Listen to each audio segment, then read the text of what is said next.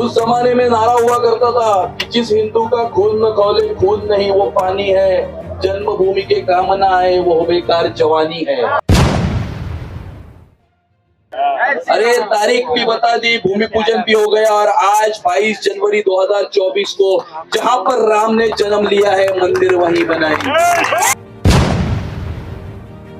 2047 तक जब हिंदुस्तान को आजाद होकर 100 वर्ष पूरे हो गए, उस समय को भारत को विकसित भारत बनाने का सपना हमारे प्रधानमंत्री नरेंद्र मोदी जी ने देखा है।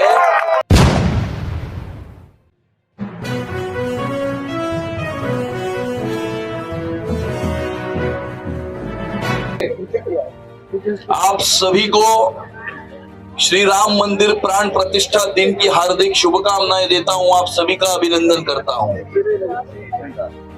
पूरे विश्व भर में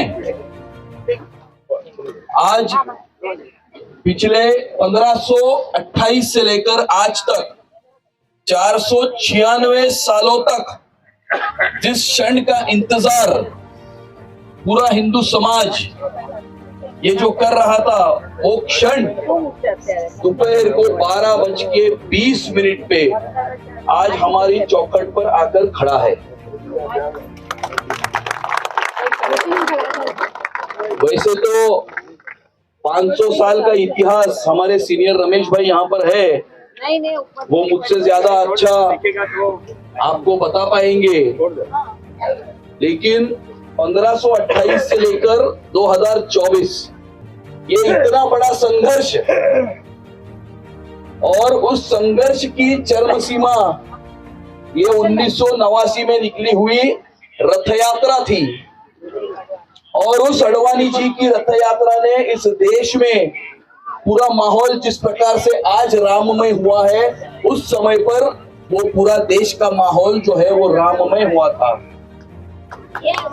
लेकिन उसके लिए अनेक लोगों ने संघर्ष किया, अनेक लोगों ने अपने प्राणों की आहुति दी, अनेक लोगों ने बलिदान किया। उस जमाने में नारा हुआ करता था कि जिस हिंदू का खून न खौले खून नहीं वो पानी है, जन्मभूमि के काम न आए वो बेकार जवानी है।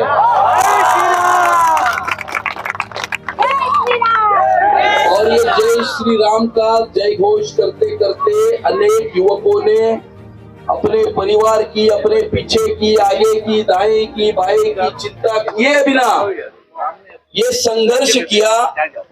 और उस संघर्ष का नतीजा है कि आज हम सभी लोग अपने जीते जी इस दिन को देख रहे हैं। उसके बाद में कोर्ट का संघर्ष हुआ। बहुत लोग हैं जो हमें चिढ़ाते थे, अभी तो सब मिलके सब चीजों में जय श्री राम हो रहे हैं, बताने की कोशिश कर रहे हैं कि अरे हम भी है, हम भी है, हम भी है। मंदिर वही बनाएंगे, तारीख नहीं बताएंगे, ऐसा बोलते थे। अरे तारीख भी बता दी, भूमि पूजन भी हो गया और आज 22 जनवरी 2024 को जहां पर राम ने जन्म लिया है मंदिर वहीं बनाएंगे।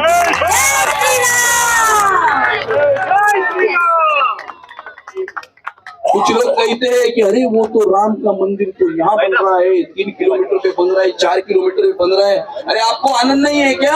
आनंद है। उनको पूछ रहा हूँ, आपको नहीं। और आनंद नहीं है तो फिर आज क्यों आए जय श्री राम करने? सज्जन जी आइए, पधारिए, सब लोग आ जाइए। तो वैसे राजनीति करने आया नहीं हूँ मैं, नहीं, लेकिन इस देश का माहौल, इस शहर का माहौल जिस प्रकार से बनते जा रहा है, मुझे ऐसा लगता है कि अभी कोई आइडियोलॉजिकल मुद्दा बचा ही नहीं है। हम तो वो कार्यकर्ता है जिन्होंने पूरे जीवन भर में ये नारा लगाया कि जहां हुए बलिदान मुखर्जी वो कश्मीर हमारा है, जो कश्मीर हमारा है वो पूरा का पूरा है। हम जब वो नारा लगाते थे तो हमारे मन में ये संकोच होता था कि हम नारा तो लगा रहे हैं, लेकिन अपने जीते जी कभी हम इस कश्मीर को भारत का अविभाज्य अंग धारा 370 हटकर कभी देखेंगे या नहीं देखेंगे, लेकिन 6 अगस्त 2019 को धारा 370 को हटाकर नरेंद्र मोदी जी ने सही मायने में कश्मीर को भारत का अविभाज्य अंग बनाया।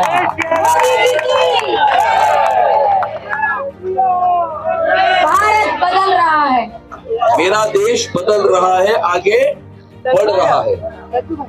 हम कहते थे कि राम राज्य की ओर चले, भाजपा के साथ चले। हम कहते थे अरे ये राम राज्य नहीं तो और क्या है। 2014 में भारत ये फ्रेजाइल 5 था।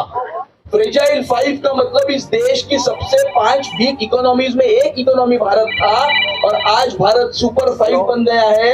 दुनिया की 5 लीडिंग इकोनॉमीज आता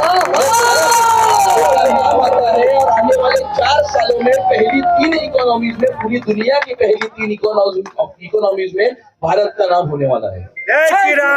जय Shri The Ram. value of an Indian passport has grown exponentially. Exponentially.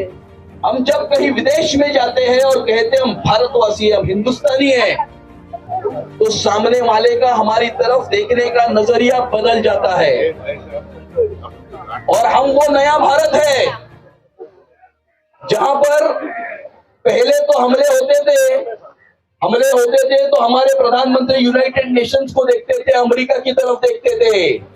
लेकिन 14 फरवरी को पुलवामा का हमला होने के बाद 26 फरवरी को बालाकोट के एयर स्ट्राइक्स करके हमने ये बताया कि ये नया भारत है, ये घुसेगा भी और घुस के मारेगा। और ये वो भारत है जो इस देश में रहने वाले 140 करोड़ भारतवासियों की चिंता तो करता ही है, लेकिन इस दुनिया के कोने में भारतवासी अगर कहीं भी संकट में है तो उसको भी बचाने का काम भी भारत की सरकार करती है। हमने देखा जब रशिया और यूक्रेन का युद्ध छिड़ा था, हमारे 20,000 से ज्यादा स्टूडेंट्स वहां पर अटके हुए थे। 4 कैबिनेट मिनिस्टर वहां पर जाकर बैठे, एक लंदन में बैठे, एक हंगेरी में बैठे, एक और दूसरे देश में बैठे, एक ऑस्ट्रिया में बैठे, और 20,000 से ज्यादा विद्यार्थियों को अपने इस मातृभूमि में यहाँ पर सुरक्षित रूप से लेकर आने का काम भारत की सरकार ने करके दिखाया। इजराइल का पॉपुलेशन 1 करोड़ है। इजराइल का पॉपुलेशन 1 करोड़ है। हमने 6 करोड़ में 140 करोड़ के हिंदुस्तान को फुल्ली वैक्सीनेट कर दिया। जय श्री राम। हमने एक दिन में 1 करोड़ लोगों को वैक्सीनेट किया। We vaccinated 1 Israel every day for 6 months. और फुल्ली वैक्सीनेटेड होने का परिणाम ये है कि आज जो हमारी इकोनॉमी, हमारी जो अर्थव्यवस्था जिस गति से आगे बढ़ रही है, वो हम कोविड से जल्दी बाहर निकले, इसीलिए हमारी जो अर्थव्यवस्था है वो बाउंस बैक हो गई। नहीं तो चाइना की तरफ देखो, हांगकांग की तरफ देखो, उन सारे देशों की तरफ देखो, 2023 तक वहां पर लॉकडाउन था। हमारा तो कब का हट गया। और आज जिस प्रकार से हमारे जीएसटी के कलेक्शंस देखो, हमारी जीडीपी की ग्रोथ देखो, और जिस प्रकार से हमारी अर्थव्यवस्था बढ़ रही है, ये राम राज्य नहीं तो और क्या है। जय श्री राम। जय श्री राम। ये राम राज्य नहीं तो और क्या है। पीछे राम। सारे आइडियोलॉजिकल जो मुद्दे थे, धारा 370 हो या राम मंदिर हो, अभी एक आध तो बचे हैं। आप संघ की शाखा लगाते हैं रमेश भाई, उस संघ की शाखा में पीछे भारत माता के पीछे जो नक्शा है, उस नक्शे को भी आने वाले समय में हमारे ही जीते जी हम सब लोग देखेंगे। जय श्री राम।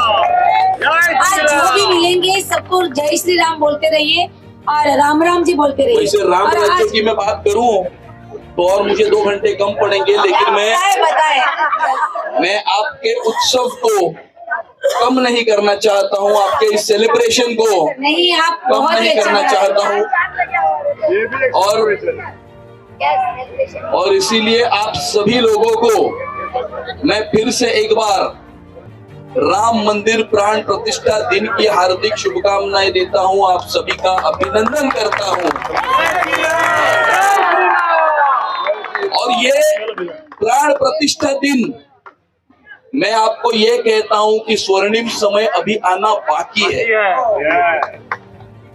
2047 तक जब हिंदुस्तान को आजाद होकर 100 वर्ष पूरे हो गए, उस समय को भारत को विकसित भारत बनाने का सपना हमारे प्रधानमंत्री नरेंद्र मोदी जी ने देखा है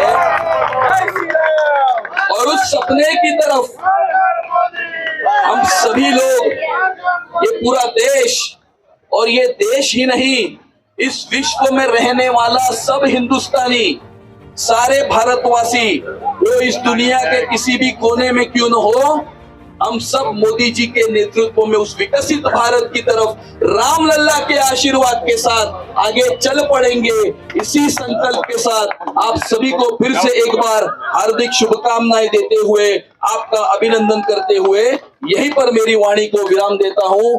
जय हिंद, जय महाराष्ट्र, जय श्री राम।